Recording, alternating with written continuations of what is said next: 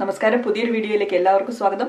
ഞാൻ സിൻസി, ന്യൂസിലൻഡിൽ നിന്നാണ്. ഇന്നത്തെ വീഡിയോ എന്ന് പറഞ്ഞെങ്കിൽ എൻറോൾഡ് നേഴ്സസിനെ കുറിച്ചുള്ളതാണ്.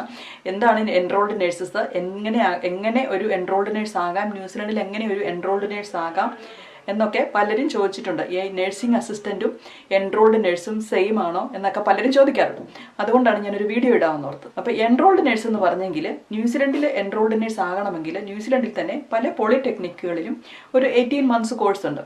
ആ 18 months കോഴ്സിൽ ഒരു 900 hours ഓഫ് ക്ലിനിക്കൽ സെറ്റിങ്ങും അതുപോലെ തന്നെ 900 hours തിയറിയും കംപ്ലീറ്റ് ചെയ്ത് കഴിയുമ്പോഴാണ് അവർക്ക് എൻറോൾഡ് നേഴ്സസിൻ്റെ ആ കോഴ്സ് കംപ്ലീറ്റ് ആകുന്നത്.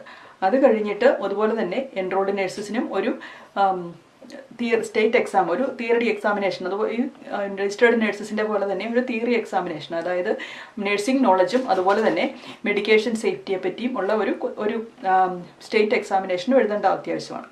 അതിന് 100 questions കാണും. 100 minute കൊണ്ട് 90 questions ആണെന്നുള്ളതാണ് എൻ്റെ ഒരു വിചാരം, എൻ്റെ ഒരു അറിവ്. അങ്ങനെ ഒരു എക്സാമിനേഷനും കംപ്ലീറ്റ് ചെയ്ത് കഴിയുമ്പോഴാണ് എൻറോൾഡ് നേഴ്സ് ആകുന്നത്. ഇനി എൻറോൾഡ് നേഴ്സിൻ്റെ സ്കോപ്പ് ഓഫ് പ്രാക്ടീസ് എന്ന് പറഞ്ഞെങ്കിൽ നഴ്സിംഗ് അസിസ്റ്റൻറ്റിൻ്റെ പോലെയുള്ള സ്കോപ്പ് ഓഫ് പ്രാക്ടീസ് അല്ല. എൻറോൾഡ് നേഴ്സസിന് സെപ്പറേറ്റ് സ്കോപ്പ് ഓഫ് പ്രാക്ടീസ് ഉണ്ട്. അതുപോലെ തന്നെ എൻറോൾഡ് നേഴ്സ് എപ്പോഴും ജോലി ചെയ്യുന്നത് ഡയറക്റ്റ് ഡെലിഗേഷൻ ഫ്രം ദ RNൻ്റെ ഡയറക്റ്റ് ഡെലിഗേഷനും സൂപ്പർവിഷനിലും ആയിരിക്കും ഈ എൻറോൾഡ് നേഴ്സസ് ജോലി ചെയ്യുന്നത്. എന്നാൽ അവർക്ക് വാർഡ് സെറ്റിങ്ങുകളിൽ അല്ലെങ്കിൽ ഹോസ്പിറ്റൽ സെറ്റിങ്ങിലൊക്കെ അവർക്ക് അവരുടേതായ പേഷ്യൻ്റ് ലോഡും അതുപോലെ തന്നെ അവരുടേതായ റെസ്പോൺസിബിലിറ്റികൾ കാണും. ഹെൽത്ത് കെയർ അസിസ്റ്റൻറ്റിൻ്റെ പോലെയല്ല. എൻറോൾഡ് നേഴ്സസിന് പേഷ്യൻ്റ് ലോഡും അവരുടെ പേഷ്യൻറ്റിൻ്റെ റെസ്പോൺസിബിലിറ്റി എല്ലാം ഈ എൻറോൾഡ് നേഴ്സ് ചെയ്യുക എന്നുള്ളതാണ്.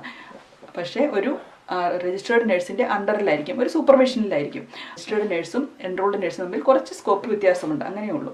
അല്ലാതെ നഴ്സിംഗ് അസിസ്റ്റൻറ്റും എൻറോൾഡ് നേഴ്സസും സെയിം അല്ല. നമ്മുടെ നാട്ടിൽ നിന്ന് ജനറൽ നഴ്സിംഗ്, അതായത് ഡിപ്ലോമ നഴ്സിംഗ് പഠിച്ചവർക്ക് ന്യൂസിലൻഡിൽ എൻറോൾഡ് നേഴ്സ് ആകുവാനുള്ള ഒരു പ്രൊവിഷൻ ഉണ്ടായിരുന്നു. ഇപ്പോഴും അത് ഓപ്പൺ ആണ്. പക്ഷേ ഇപ്പോൾ ന്യൂസിലൻഡിൽ വേക്കൻസികൾ ഇല്ലാത്തതുകൊണ്ട് ഞാൻ അത് ഒരിക്കലും നിങ്ങൾ അഡ്വൈസ് ചെയ്യത്തില്ല അത് ചെയ്യണമെന്ന്. അതായത് ന്യൂസിലൻഡിലേക്ക് വരുന്നവർക്ക് എൻറോൾഡ് നേഴ്സ് ആകണമെങ്കിലും നിങ്ങൾ ഇംഗ്ലീഷ് ടെസ്റ്റ് പാസ്സാവുകയും ചെയ്യണം. പക്ഷേ ഇപ്പോൾ വേക്കൻസികൾ കുറവാണ് തന്നെ. പക്ഷെ നിങ്ങൾക്ക് ഇതിനെപ്പറ്റി എല്ലാം മുഴുവനായിട്ടും അറിയണമെന്നുണ്ടെങ്കിൽ നഴ്സിംഗ് കൗൺസിലിൻ്റെ വെബ്സൈറ്റിൽ അത് വ്യക്തമായിട്ട് എഴുതിയിട്ടുണ്ട്. അതൊന്ന് വായിച്ച് നോക്കിയെങ്കിൽ നിങ്ങൾക്ക് പെട്ടെന്ന് മനസ്സിലാക്കാൻ പറ്റുന്ന കാര്യങ്ങളേ ഉള്ളൂ. ഇതിൻ്റെ രജിസ്ട്രേഷൻ എടുക്കുന്ന നേഴ്സുമാർക്ക് ഇപ്പോൾ ഞാൻ പല വീഡിയോകളും ഇട്ടിട്ടുണ്ട് എങ്ങനെയാണ് രജിസ്ട്രേഷൻ നടത്തുന്നത് എന്നൊക്കെ. അതുപോലെ ഈ സിമിലർ പ്രോസസ്സ് തന്നെയാണ് എൻറോൾഡ് നേഴ്സസിനും. നാട്ടിൽ നിന്ന് ഡിപ്ലോമ നേഴ്സുമാർക്ക് ന്യൂസിലൻഡിലേക്ക് വരുവാനുള്ള സിമിലർ പ്രോസസ്സ് തന്നെയാണ്. പക്ഷേ ഇംഗ്ലീഷ് അത് പാസ്സാകുക എന്നുള്ളത് ഒരു മസ്റ്റാണ് തന്നെ. അപ്പോൾ ഇത്രയും നാളും സ്കോപ്പ് ഓഫ് പ്രാക്ടീസ്, അത് എൻറോൾഡ് നേഴ്സസിൻ്റെതും രജിസ്റ്റേർഡ് നേഴ്സസിൻ്റെയും സെപ്പറേറ്റ് സ്കോപ്പ് ഓഫ് പ്രാക്ടീസ് കുറച്ച് വ്യത്യാസം മാത്രമേ ഉണ്ടായിരുന്നുള്ളൂ. ഇനിയിപ്പം ഒരു ഫോർമലായിട്ട് സെപ്പറേറ്റ് സ്കോപ്പ് ഓഫ് പ്രാക്ടീസ് അവർ ഫൈനലൈസ് ചെയ്തുകൊണ്ടിരിക്കുകയാണ്. അത് നിങ്ങൾക്ക് അവിടെ ഒരു ഫൈനലൈസ് ചെയ്യുന്ന ആ വേർഷൻ ഉണ്ടല്ലോ, അപ്പോൾ അത് ഡിസ്കഷനിലിരിക്കുന്ന ആ വേർഷനും ന്യൂസിലൻഡ് നഴ്സിംഗ് കൗൺസിലിൻ്റെ വെബ്സൈറ്റിൽ തന്നെ ഉണ്ട്. അത് നിങ്ങൾക്ക് എടുത്ത് നോക്കുകയാണെങ്കിൽ നിങ്ങൾക്ക് നന്നായിട്ട് മനസ്സിലാക്കുവാൻ സാധിക്കും എൻറോൾഡ് നഴ്സസിൻ്റെ സ്കോപ്പ് ഓഫ് പ്രാക്ടീസ് എന്താണെന്നും അതുപോലെ കോമ്പിറ്റൻസികൾ എന്താണെന്നും ഒക്കെ. അപ്പോൾ എൻറോൾഡ് നഴ്സിങ്ങിനെ പറ്റി കൂടുതലായിട്ട് അറിയണമെന്നുള്ളവർക്ക് ഇതിൽ ക്വസ്റ്റ്യൻ ചോദിക്കുകയാണെങ്കിൽ ഞാൻ ആൻസർ തരുന്നതായിരിക്കും. അപ്പം പക്ഷേ ഒരിക്കലും ഇപ്പോൾ പ്രോസസ്സിങ് തുടങ്ങാത്തവർ ഒരിക്കലും പ്രോസസ്സിങ് തുടങ്ങാൻ പറ്റിയ ഒരു സമയമല്ല. ഇപ്പോൾ ജോലി സാധ്യത കുറവാണ്. അതുകൊണ്ട് ഞാൻ ഒരിക്കലും അഡ്വൈസ് ചെയ്യത്തില്ല. പലരും എൻറോൾഡ് നേഴ്സ് എന്തുവാണ്, രജിസ്റ്റേർഡ് നേഴ്സ് തന്നെയാണോ എൻറോൾഡ് നേഴ്സ്, അങ്ങനെയൊക്കെ ചോദിച്ചിട്ടുണ്ടായിരുന്നു. അതുകൊണ്ടാണ് ഞാനിപ്പോൾ ഇങ്ങനെ പറയുന്നത് കേട്ടോ. ഇനി അടുത്തതായിട്ട് വേറെ പലരും ചോദിക്കുന്ന ഒരു കാര്യമാണ് പ്രാക്ടീസ് നേഴ്സും നേഴ്സ് പ്രാക്ടീഷണറും സെയിം ആണെന്ന്.